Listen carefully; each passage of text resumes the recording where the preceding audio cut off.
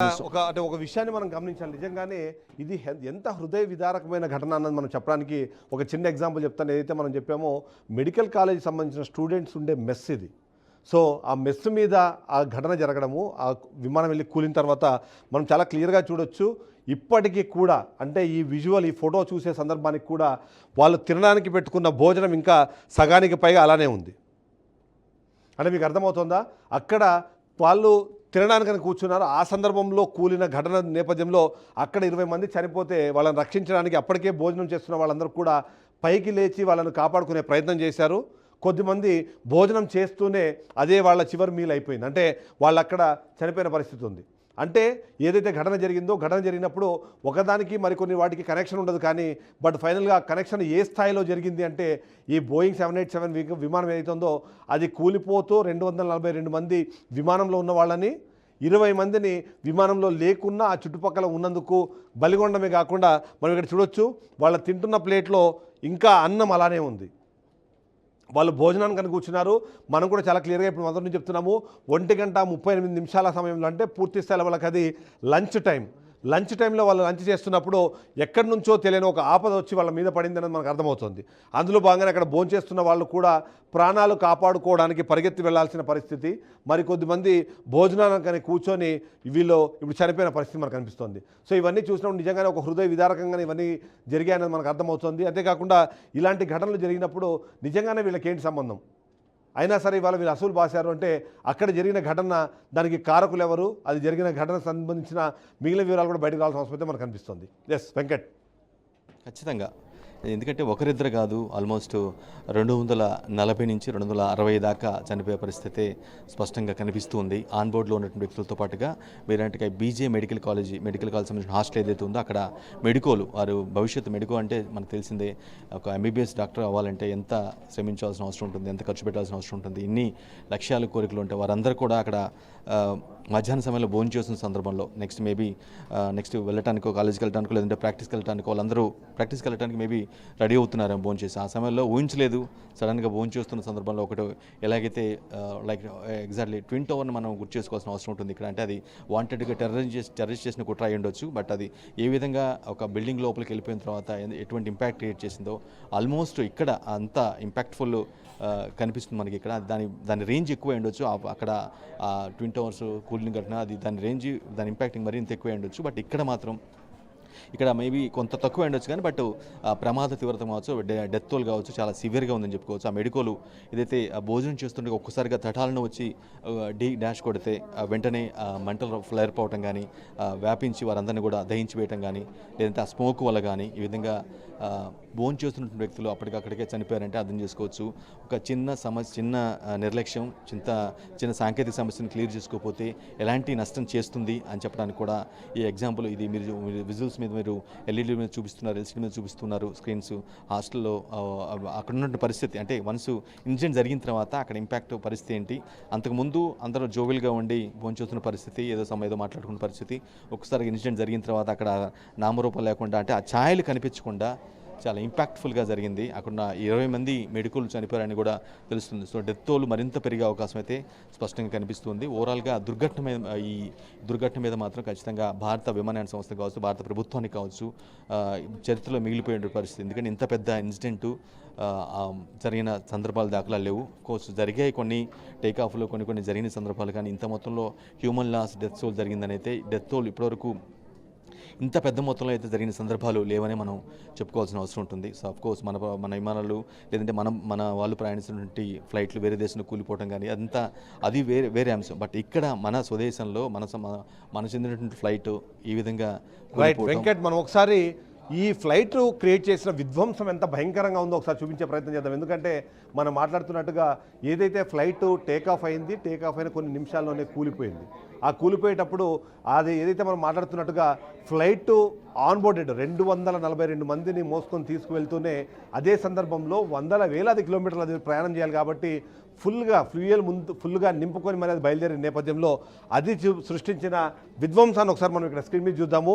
ఇక్కడ చాలా క్లియర్గా ఏవైతే ఫైర్ ఇంజన్లో ఆర్పే ప్రయత్నం చేస్తున్నాయో, దీన్ని ఒకసారి ప్లే చేయండి, ఆర్పే ప్రయత్నం చేస్తున్నాయో ఆ సందర్భంలో చుట్టూ ఉన్న పరిసరాలను ఒకసారి మీరు పరిశీలించండి. ఆ చుట్టూ ఉన్న పరిసరాలు పరిశీలించినప్పుడు చాలా క్లియర్గా మనకు అర్థమవుతుంది.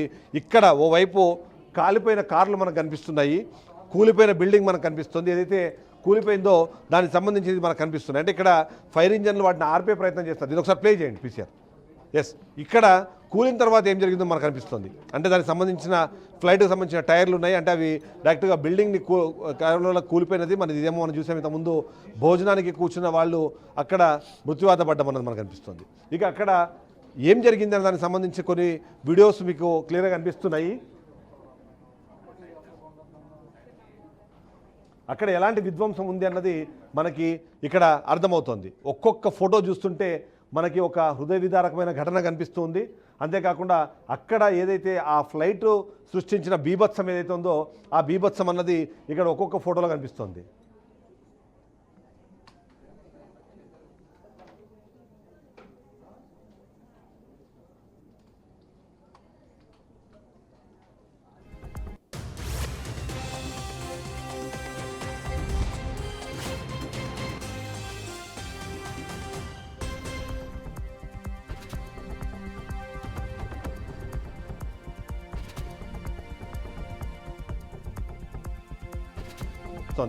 ఏదైతే నేను చెప్పినట్టుగా అంత ఎక్కువ శాతం ఫ్యూయల్ని తీసుకొని అది ప్లేన్ వెళ్ళి క్రాష్ అవ్వడము, క్రాష్ అయిన నేపథ్యంలో అక్కడ అది ఎలాంటి విధ్వంసాన్ని సృష్టించిందో నేను మీకు స్క్రీన్ మీద చూపిస్తున్నాను. ఎవరైతే అక్కడ ఉన్న ఫైర్ ఇంజిన్ సంబంధించిన ఫైర్ ఫైటర్స్ ఉన్నారో వాళ్ళందరూ దీన్ని ఆర్పే ప్రయత్నం చేస్తున్నారు. ఆ సందర్భంలో చుట్టూ ఉన్న పరిసరాలను ఒకసారి మీరు గమనించండి. అక్కడ హడావిడితో పాటు సామాన్యులు కూడా కొద్దిమంది హెల్ప్ చేసే ప్రయత్నం చేస్తున్నారు. కానీ అదే సందర్భంలో అక్కడ కాలి పడిపోయిన కార్లు మనకు కనిపిస్తున్నాయి, కాలిపోయిన బైకులు కనిపిస్తున్నాయి, ఆ ఘటనలో దగ్ధమైపోయిన పరిసరాలు మనకు కనిపిస్తున్నాయి. కొన్ని చోట్ల మనము దాన్ని ఐడెంటిఫై చేయడానికి అవకాశం లేదు, కానీ ఆ ప్రమాదంలో చనిపోయిన వాళ్ళ మృతదేహాలు కూడా కొన్ని అక్కడ ఉన్నట్టుగా మనకు అర్థమవుతుంది. ఈ వీడియోస్ చూస్తే మీకు అవుతుంటుంది అది ఏ స్థాయిలో విధ్వంసాన్ని సృష్టించిందో. ఆ విధ్వంసానికి సంబంధించినవన్నీ మనకు కనిపిస్తుంది. ఎస్, ఈ బిల్డింగ్ చూస్తారు కదా మీరు, మొత్తం కాలిపోయింది ఒక సైడ్ నుంచి. ఇంకోవైపు ఇక్కడ చూస్తే ఆ చుట్టుపక్కల ఉన్న మిగిలిన పరిసరాల్లో ఉన్న అన్నీ కూడా తగలబడుతున్న విజువల్స్ మనకు కనిపిస్తున్నాయి. దాన్ని ఆర్పేందుకు ఫైర్ ఫైటర్స్ ప్రయత్నిస్తున్నారు. ఆ విజువల్స్ మనకు కనిపిస్తున్నాయి. అంతేకాకుండా ఈ లోపల ఎవరైతే ఉన్నారో వాళ్ళు నిజంగా బతుకుండే అవకాశం ఉందా, లోపల ఎవరైనా ఉన్నారా, ఉంటే వాళ్ళు దగ్ధమైపోయే పరిస్థితులే మనకు ఎక్కువగా కనిపిస్తుంది. అంటే ఓవరాల్గా చూసినప్పుడు ఏంటంటే ఇది ఎలాంటి విధ్వంసాన్ని క్రియేట్ చేసింది, ఆ విధ్వంసము ఎంత విషాదాన్ని నింపింది, ఆ విషాదం ఎలాంటి ఛాయల్ని వదిలిందని మనకు అర్థమవుతుంది. ఇక్కడ ఎంత చూస్తారు మీరు, చాలా క్లియర్గా చూస్తున్నారు మీరు. ఫైర్ ఫైటర్స్ ఉన్నారు, మీకు పోలీస్ పర్సన్స్ ఉన్నారు, అంతేకాకుండా ఆర్మీకి సంబంధించిన వాళ్ళు ఉన్నారు. ఆ తగలబడుతున్న అక్కడ పరిసరాలు, అక్కడ ఉన్న ప్రాంతాలు మనకు కనిపిస్తున్నాయి. సో దీన్ని బట్టి చూస్తే మాత్రము ఏదైతే 787 బోయింగ్, ఎస్, ఈ విజువల్ కూడా మీరు అబ్జర్వ్ చేయండి. ఈ విజువల్స్లో కూడా మీకు చాలా క్లియర్గా అర్థమవుతుంది. అక్కడ కాలిపోతున్నవి, దానికి సంబంధించి దాన్ని ఆర్పేందుకు ప్రయత్నం చేస్తున్నారు. అక్కడ నుంచి ఎవరైతే క్షతగాతులు ఉన్నారో వాళ్ళని తరలించడానికి అవసరమైన అంబులెన్స్లు అక్కడికి వచ్చేసాయి. ఇగోండి కార్లు తగలబడిపోయినాయి, అంబులెన్స్లు వచ్చేసాయి, వాటిని తీసుకెళ్లే ప్రయత్నం చేస్తున్నారు. అంతేకాకుండా అక్కడ కొద్దిమంది అప్పటికే దగ్ధమైపోయిన పరిస్థితుల్లో వాళ్ళ మృతదేహాన్ని కూడా తీసుకెళ్లే ప్రయత్నం చేస్తాయి. ఇక్కడ కూడా మీరు చూడండి ఎలాంటి విధ్వంసం అనాలి దాన్ని. ఆ విధ్వంసం అన్నది ఎంత ఘోరంగా ఉంది అన్నది. ఎస్, ఇక్కడ కూడా మీరు చూడొచ్చు. ఆ కాంటాక్ట్లో వచ్చిన ప్రతి వస్తువు కాలి బూడిదైపోయిందని చెప్పడానికి ఇది ఒక ఎగ్జాంపుల్. అక్కడ వాళ్ళు ప్రయత్నం చేస్తున్నారు, రెస్క్యూ ఆపరేషన్స్ జరుగుతున్నాయి, వాటిని ఆర్పేందుకు ఫైర్ ఫైటర్స్ ప్రయత్నం చేస్తున్నారు. అక్కడ దగ్ధమైపోయిన వస్తువులు మనకు కనిపిస్తున్నాయి, పరిసరాలు మనకు కనిపిస్తున్నాయి. అంటే మనం చెప్పొచ్చు ఇక్కడ ఇది ఏదైతే మనం 787 బోయింగ్ విమానం ఉందో అది టేక్ ఆఫ్ అయ్యి అది కూలిపోవడంతో 242 మందిని చంపడంతో పాటు అంతేకాకుండా ఆ చుట్టుపక్కల ఉన్న మరొక 20 మంది కూడా మృత్యువాత పడడానికి అది కారణంగా కనిపిస్తుంది. ఎస్, ఇవి చూస్తే మీరు ఇది చాలా క్లియర్గా అర్థమవుతుంది. చనిపోయిన వాళ్ళు ఎవరైతే అక్కడ ఉన్నారో ఆ అగ్నికి ఆహుతయ్యి బూడిదగా మారిన కొన్ని మృతదేహాలు కూడా మనకి ఇక్కడ కనిపిస్తున్నాయి. ఇది కూడా సేమ్ అలాంటిదే. సో ఆ మృతదేహాలు కూడా మనకు కనిపిస్తున్నాయంటే అర్థం చేసుకోవచ్చు ఏ స్థాయిలో ఇది విధ్వంసాన్ని సృష్టించిందో, అది ఆ విషాదాన్ని నింపే క్రమంలో ఎంతమంది కుటుంబాలను ఇది నాశనం చేసింది అన్నది. సో దీన్ని బట్టి చూస్తే మాత్రం అక్కడ జరిగిన విధ్వంసము అందరూ ఊహించిన దానికన్నా చాలా ఎక్కువగా ఉంది. 242 మందిని ఫ్లైట్లో ప్రయాణిస్తున్న వాళ్ళని, అక్కడ మెస్లో ఎవరైతే ఉన్నారో వాళ్ళని 20 మందిని పొట్టన పెట్టుకున్న ఈ ప్రమాదం కాస్త ఆ డెత్ టోల్ ఏదైతే ఉందో అది పెరిగే అవకాశం ఉందన్నట్టుగానే మనకు అర్థమవుతుంది. S Venkat. Pen to pen అంటే అక్కడ జనరల్గా ఫ్లైట్ క్రాష్ జరిగిన ప్రమాదంలో ఏదైనా సరే గుర్తు పట్టడానికి వీలైనంతగా కాలిపోతున్న పరిస్థితి. సో వాళ్ళకి DNA టెస్టులు చేయాల్సిన అవసరం ఉంటుంది. అంటే వాళ్ళ కుటుంబ సభ్యులకు అప్పచెప్పాలంటే ఖచ్చితంగా వారి మృతదేహమే తెలియాల్సిన అవసరం ఉంటుంది కాబట్టి DNA టెస్టులు కూడా చేస్తారు. అంత స్థాయిలో కాలిపోతున్న ఎందుకంటే ఆ ఫ్యూల్ అనేది అంత పవర్ఫుల్గా ఇన్ఫ్లమబుల్గా ఉంటుంది కాబట్టి బియాండ్ ద రికగ్నిషన్ కాలిపోయే పరిస్థితి ఉంటుంది. సో వాటిని అన్నింటినీ కూడా రికవర్ చేయటం, ఫైండ్ అవుట్ చేయటం, ఆ నెంబర్స్ ఆధారంగా సీట్ల నెంబర్ ఆధారంగా వారిని ఒక అండర్స్టాండింగ్ రావడం, ఆ తర్వాత కుటుంబ సభ్యులతో వారి యొక్క DNAతో మ్యాచ్ చేయడం కానీ, అంటే వారి కుటుంబ సభ్యులకి వారి మృతదేహాన్ని అప్పచెప్పాలంటే ఖచ్చితంగా ఇచ్చేయాల్సిన అవసరం ఉంటుంది. అంటే వేరే మృతదేహాన్ని ఇవ్వలేదు కాబట్టి ఖచ్చితంగా ఇది టైం టేకింగ్ ప్రాసెస్ కానీ మనం భావించాల్సిన అవసరం ఉంటుంది. అంటే దాని ఈ విషయం ఎందుకు చెప్తున్నానంటే దాని సివియారిటీ అంతగా ఉంటుందని చెప్పడం కోసం మాత్రమే చెప్తూ ఉన్నాను. గుర్తుపట్టలేనంతగా దాని ఇంపాక్ట్ ఉంటుంది, కాలిపోతారు, కానీ కనిపించని పరిస్థితి అనమాట. వీరు వాళ్ళేనా అనే దాన్ని కూడా గుర్తుపట్టలేము. సో ఓవరాల్గా ఒక హృదయ విదారక సంఘటన. ఇప్పటికే దానికి సంబంధించి ఎవరైతే పౌర విమానయాన శాఖ సహాయ మంత్రి మురళీధర్ మహోల్ ఎవరైతే ఉన్నారో ఇప్పటికే నేషనల్ టీవీ కూడా మాట్లాడడం జరిగింది. ఘటన పైన విచారం వ్యక్తం చేస్తున్నాం. రీజన్స్ ఏంటి, ఖచ్చితంగా ఎందుకు ఏదైనా టాటా గ్రూప్ నిర్లక్ష్యం చేసింది, ఎందుకంటే అది టేక్ ఓవర్ చేసింది కాబట్టి ఆబ్వియస్గా గవర్నమెంట్ ఎంత రెస్పాన్సిబిలిటీ ఉంటుందో వారిది కూడా అంతే రెస్పాన్సిబిలిటీ ఉన్న నేపథ్యంలో ఖచ్చితంగా విచారణ చేసి బాధ్యుల్ని శిక్షిస్తాం. అంటే పోయిన ప్రాణాలు మాత్రం తీసుకురాలేము అనే ఒక మాట అయితే జనరల్గా చెప్పారు. ప్రభుత్వాలు కావచ్చు, పాలకులు కానీ చెప్పే మాట చెప్తూ ఉంటారు. సో ఇదే విషయాన్ని మరోసారి మురళీధర్ మోహల్ ఒక నేషనల్ టీవీతో ఘటన పైన మాట్లాడుతుండగా చెప్పిన సందర్భం చూస్తూ ఉన్నాం. సో వీరు ఆన్ బోర్డ్లో ఉన్నటువంటి వ్యక్తులు కొంతమంది అయితే అనుకోకుండా ఎక్కడైతే టేకాఫ్ అయి కూలిపోయిందో అక్కడ జరిగిన పరిస్థితులు వేరు, అక్కడ ఉన్నటువంటి వ్యక్తులు చనిపోవటం కూడా. అంటే ఆ సంఖ్య 20 కావచ్చు. అంటే మేబీ ఆన్ బోర్డ్లో ఉన్నటువంటి బోర్డింగ్లో ఉన్నటువంటి వ్యక్తులు 242 మంది, అది సెకండ్, అది very slim chances, no chance, almost all died అనే ఒపీనియన్కి మనం రావాల్సిన అవసరం ఉంటుంది. బట్ ఇక్కడ కింద ఎక్కడైతే కూలిపోయిందో అక్కడ ఉన్నటువంటి వ్యక్తులు వారి సంఖ్య కూడా పెరిగే అవకాశం అయితే స్పష్టంగా కనిపిస్తుంది. ఇప్పటికైతే మనకి అందిన సంవత్సరం 20 మంది మెడికోలు చనిపోయారనేది ఒక ఇన్ఫర్మేషన్ అంతూ ఉంది. దాని సంఖ్య మరింత పెరిగే అవకాశం కూడా కనిపిస్తుంది. ఓవరాల్గా ఒక దిగ్భ్రాంతికర వాతావరణం, ఎన్నో ఆశలు ఎన్నో కోరికలతో ఫ్లైట్ ఎక్కినటువంటి వ్యక్తులు 1 గంట 2 గంటలు లేదంటేనేమో ఈవినింగ్ కల్లా వెళ్ళిపోతాము, గమ్యస్థానాలు చేరుకుంటాం అనే వ్యక్తులు ఆకాశం నుంచి 225 అడుగుల ఎత్తు నుంచి కింద డౌన్ఫాల్ అవుతూ ఒకసారిగా అక్కడ కూలిపోవడం జరిగింది. ఇక్కడైతే మెఘాని నగర్లోని గోడాసర్ అనే ప్రాంతంలో అక్కడ కూలిపోవటం, మొత్తం అందులో ఉన్న వ్యక్తులు కూడా చనిపోయారని మనం భావించాల్సిన అవసరం ఉంది. ఇప్పటికే దానికి సంబంధించి సహాయ చర్యలు కావచ్చు, లేదంటేనేమో ప్రమాద కారణాలపై ప్రధాని మోదీతో పాటు హోంమంత్రి అమిత్ షా, అదేవిధంగా కేంద్ర పౌర విమాన శాఖ మంత్రి రామ్మోహన్ నాయుడుతో ప్రధాని మోదీ మాట్లాడడం జరిగింది. విషయం పైన ఆరా తీస్తున్నారు. బాధ్యులు సెకండరీ, అంటే ఖచ్చితంగా ప్రస్తుతం ఇమీడియట్ ఎఫెక్ట్గా అక్కడ మనం చేయాల్సింది ఏంటంటే ఎవరైనా రెస్క్యూ సర్వైవర్స్ ఉన్నారా, లేదంటే సివియర్గా గాయపడ్డ వ్యక్తులకి ఏ విధంగా మనం ట్రీట్ చేయాల్సిన అవసరం ఉంటుంది, ఇట్లా వీటిపైన ముందు ఫోకస్ పెడతారు. నెక్స్ట్ తర్వాత ఎందుకంటే ఒకరిద్దరు ప్రాణాలు కాదు, వందలాది మంది ప్రాణాలు పోయినాయి కాబట్టి ఇది చాలా పెద్ద నేరంగానే భావిస్తారు. దానికి కారకులు ఎవరైతే ఉన్నారో, అఫ్కోర్స్ మీరు ఇది చేస్తాం అది చేస్తాం, వారికి ఉద్యోగం ఇస్తామని చెప్పి, లేదంటే పెద్ద మొత్తంలో కంపెన్సేట్ చేస్తామని చెప్పినప్పుడు కూడా పోయిన ప్రాణం రాదు కాబట్టి సో ఒక ఇంపాక్ట్ఫుల్ పనిష్మెంట్ అంటే తీసుకోవాల్సిన అవసరం ఉంటుంది. ప్రభుత్వాలు కూడా ఆ విధంగా వ్యవహరించాల్సిన అవసరం ఉంది. ఎందుకు తక్కువగా విమాన ప్రమాదాలు జరుగుతాయంటే అంత కాన్షియస్గా అలర్ట్నెస్గా ఉండాల్సిన అవసరం ఉంది కాబట్టి. ఎందుకంటే గగనతలంలో కొన్ని ప్రాణాలు అలా తీసుకెళ్తున్నారు కాబట్టి వాటిని సేఫ్గా ల్యాండ్ చేయాల్సిన అవసరం ఉంటుంది.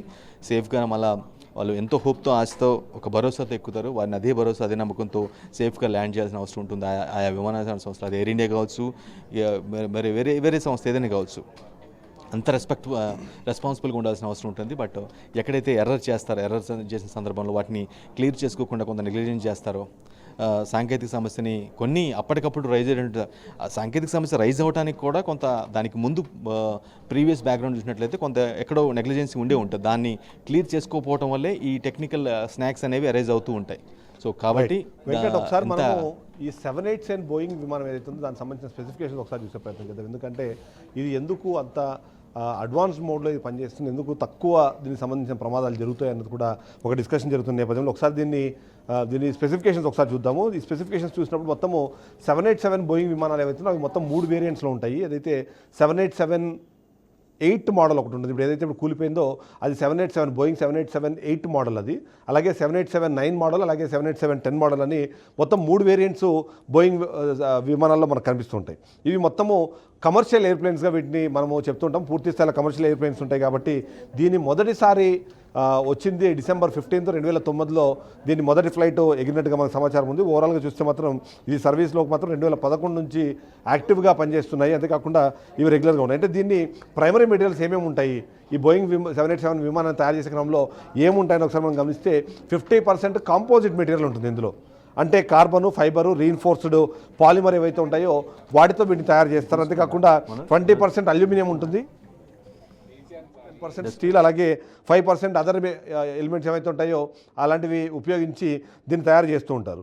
సో జనరల్గా దీన్ని చూసినప్పుడు కూడా ఏంటంటే ఏదైతే దీని టేక్ ఆఫ్ వెయిట్ని మనం ఒకవేళ అబ్జర్వ్ చేస్తే దాదాపుగా 787-8 మోడల్ మనం ఏదైతే మాట్లాడుతున్నామో దాని ప్రకారం చూస్తే 227 టన్నుల బరువు ఉంటుంది. అది 227 టన్నుల బరువు ఉంటుంది. అంతేకాకుండా దీన్ని తీసుకెళ్ళడానికి ఫ్యూయల్ కెపాసిటీ మనం చూసినప్పుడు కూడా 1,26,206 లీటర్ల ఫ్యూయల్ కెపాసిటీ ఉంటుంది. అందుకే మనం చూస్తున్నాం అక్కడ విధ్వంసం అంత స్థాయిలో జరగడానికి కారణం ఏంటని చూస్తే 1,26,206 లీటర్ల ట్యాంకు ఫ్యూయల్ని తీసుకొని ఇది బయలుదేరే అవకాశం ఉంటుంది. ఆ స్థాయిలో దీనికి ఉంటుంది. ఇంకా క్రూజ్ స్పీడ్ ఎలా ఒకసారి గమనిస్తే క్రూజ్ స్పీడ్ ఎంత ఉంటుంది అంటే దాదాపుగా అంటే 567 అంటే మ్యాక్ 0.85 అంటే మనం అయితే 5th మోడల్ మాట్లాడుకుంటున్నామో దాని ప్రకారం చూస్తే దాదాపుగా 567 మైల్స్ పర్ అవర్ అంటే 900 కిలోమీటర్లు దాదాపుగా ఇది స్పీడు నడిపే అవకాశం ఉంటుంది. 900 కిలోమీటర్ల ప్రతి గంట నడపడానికి దీనికి అవకాశం ఉంటుంది. ఇది కూడా 35,000 ఫీట్ల పైన ఇది ప్రయాణించడానికి దీనికి అవకాశం ఉంటుంది. సో ఓవరాల్గా చూస్తే దాదాపుగా 43,100 ఫీట్ల హైట్ వరకు ఇది వెళ్ళడానికి అవకాశం ఉంటుంది. అంతేకాకుండా క్యాబిన్ ప్రెషర్ చూసినా సరే 6,000 ఫీట్ వరకు ఆల్టిట్యూడ్ ఉంటుంది. 8,000 ఫీట్ వరకు ప్యాసింజర్ కంఫర్ట్ను కూడా ఇది క్రియేట్ చేసే అవకాశం ఉంటుంది. అంటే ఇలా చూసినప్పుడు దీని పర్ఫార్మెన్స్ కానివ్వండి మిగిలినవన్నీ చూసినప్పుడు కూడా చాలా మంచి ఫ్లైట్గా దీన్ని చెప్పుకుంటుంటారు. అందుకని దీనికి ఎక్కువ ప్రమాదాలు జరగవు అన్నది కూడా దీని మీద ఒక పేరు అయితే ఉన్న సిచ్యువేషన్ ఉంది. సో ఆ విధంగా చూస్తే మాత్రం ఖచ్చితంగా ఇది ఒక మంచి ఫ్లైట్. కానీ టైం బాగాలేకపోవడం వల్ల ఇది కూలిపోయిందా, లేకపోతే ఈ కూలే క్రమంలో దీంట్లో ఎయిర్ ఇండియాకి సంబంధించిన తప్పులు ఎన్ని ఉన్నాయి, దానికి సంబంధించిన మెయింటెనెన్స్ లేకపోతే సర్వీస్ రిలేటెడ్ ఇష్యూస్ ఎన్ని ఉన్నాయి, అంతేకాకుండా పైలట్ తప్పు ఏమైనా ఉందా, ఇవన్నిటి మీద కూడా పూర్తి స్థాయిలో నివేదిక రావాలంటే మరి కొద్దిగా వెయిట్ చేయాల్సిన అవసరం అయితే మనకు కనిపిస్తుంది.